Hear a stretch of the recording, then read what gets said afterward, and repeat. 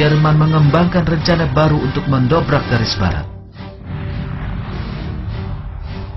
Rencana mereka adalah secara mendadak menyerang kota Verdun yang dianggap sebagai kebanggaan orang Prancis. Tujuan penyerangan ini bukanlah memenangkan perang, melainkan menimbulkan kerugian yang besar di pihak tentara Prancis sehingga melemahkan perlawanan mereka.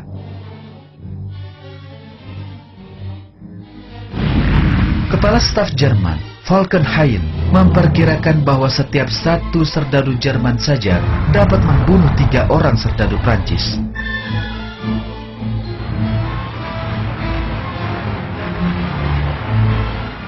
Serangan dimulai pada tanggal 21 Februari. Para pemimpin Jerman memerintahkan serdadunya untuk keluar dari parit mereka.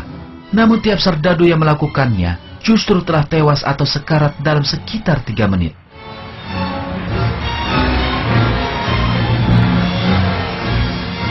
Meskipun penyerangan berlangsung tanpa henti selama berbulan-bulan, Jerman gagal menduduki Verdun. Secara keseluruhan, kedua pihak kehilangan sekitar 1 juta serdadu.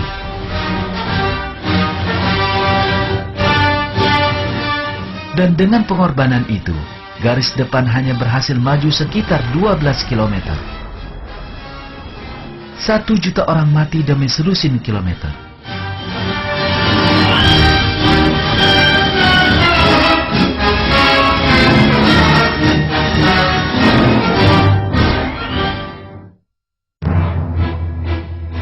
Inggris membalas serangan Jerman di Verdun dengan pertempuran Somme.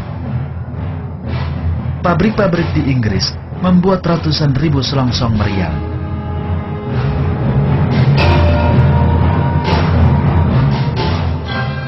Rencana Jenderal Douglas Haig mendorong pasukan Inggris untuk menghujani dengan pengoboman terus-menerus selama seminggu penuh yang diikuti dengan serangan infanteri. Dia yakin mereka akan maju sejauh 14 km di hari pertama saja dan kemudian menghancurkan semua garis pertahanan Jerman dalam 1 minggu.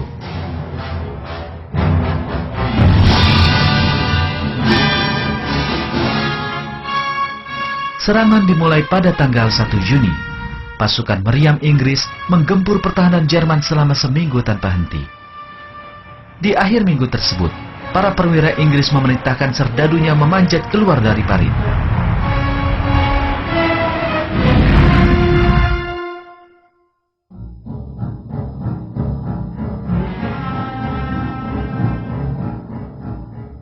Namun, selama pengeboman tersebut, para serdadu Jerman berlindung dengan rapat di kedalaman parit persembunyian mereka sehingga tidak terlumpuhkan dan menggagalkan rencana Inggris.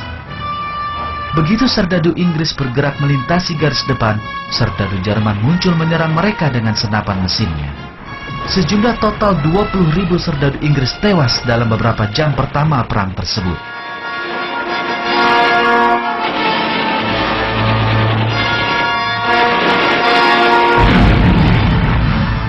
Di dalam kegelapan malam itu, daerah di antara 2 garis pertempuran penuh dengan puluhan ribu mayat dan juga serdadu yang terluka yang mencoba merangkak mundur.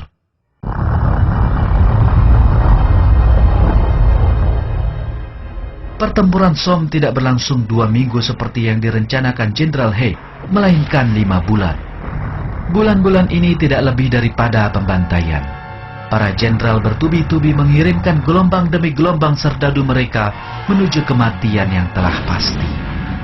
Di akhir pertempuran, kedua belah pihak secara keseluruhan telah kehilangan 900.000 prajuritnya. Dan untuk ini, garis depan bergeser hanya 11 km. Para serdadu ini dikorbankan demi 11 km saja.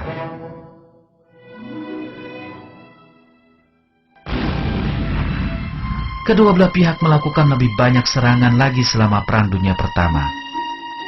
Dan setiap serangan ini menjadi pembantaian diri sendiri.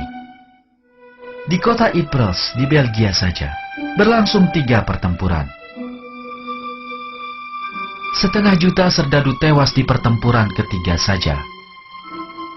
Setiap serangan berakibat sama. Ribuan nyawa melayang hanya untuk maju beberapa kilometer.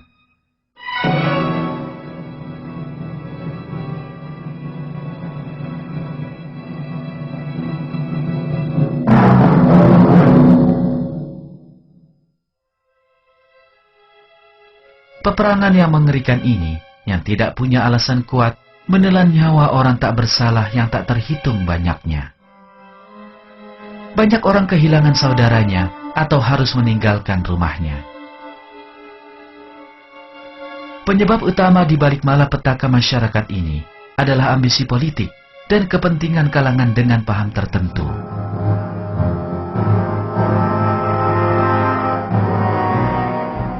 Membuat kerusakan yang disebabkan oleh cita-cita duniawi orang yang mengingkari Allah dilarang di dalam Al-Quran. Allah melarang manusia menyebabkan kerusakan di muka bumi.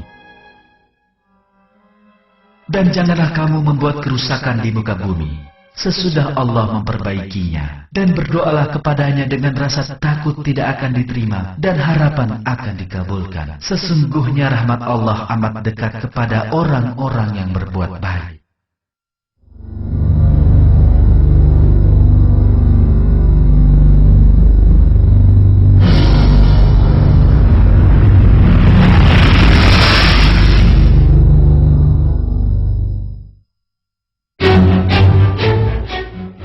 Perang Dunia ke-1 menandai mulai munculnya sejumlah besar gejala yang mematikan.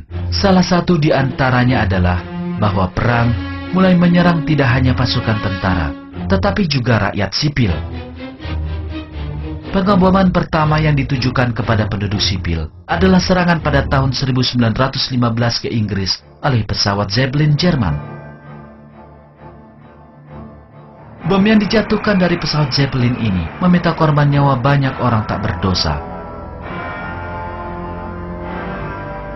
Kapal selam Jerman, U-Boat, memulai operasi untuk menembaki kapal-kapal sipil yang melintasi Samudra Atlantik. Pada tanggal 7 Mei 1915, kapal lintas Atlantik terbesar di dunia, Lusitania, tenggelam tepat di dekat pantai Irlandia karena serangan kapal U-Boat. Dari 2.000 orang penumpang Lusitania, sejumlah 1.195 orang tenggelam atau tewas dalam serangan tersebut.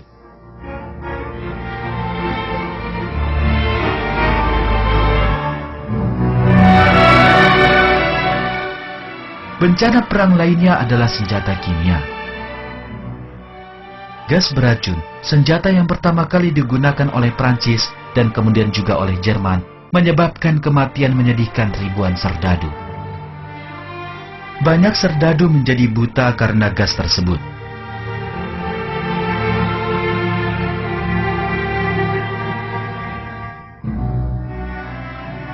Dan pasukan harus membagikan topeng anti gas sebagai alat pelindung. Rakyat sipil pun diberikan topeng anti gas untuk melindungi mereka dari ancaman yang sering kali mematikan ini.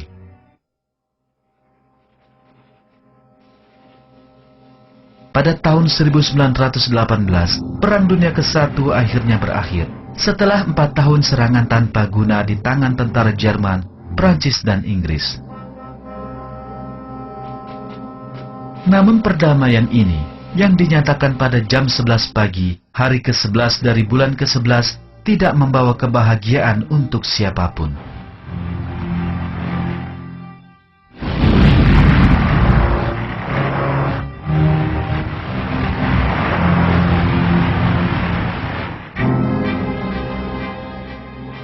Ratusan ribu serdadu menjadi cacat. Sebagian lainnya terbukti tidak mampu mengatasi dampak kejiwaan karena perang setelah tinggal di dalam parit yang penuh dengan lumpur, kotoran, dan mayat.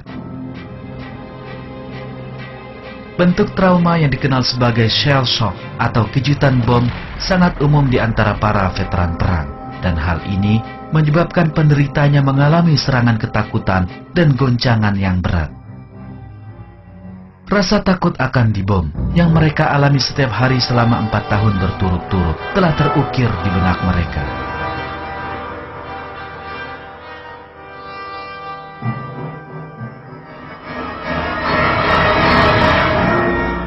Ada beberapa penderita yang merasa harus segera bersembunyi hanya karena kata bom disebutkan.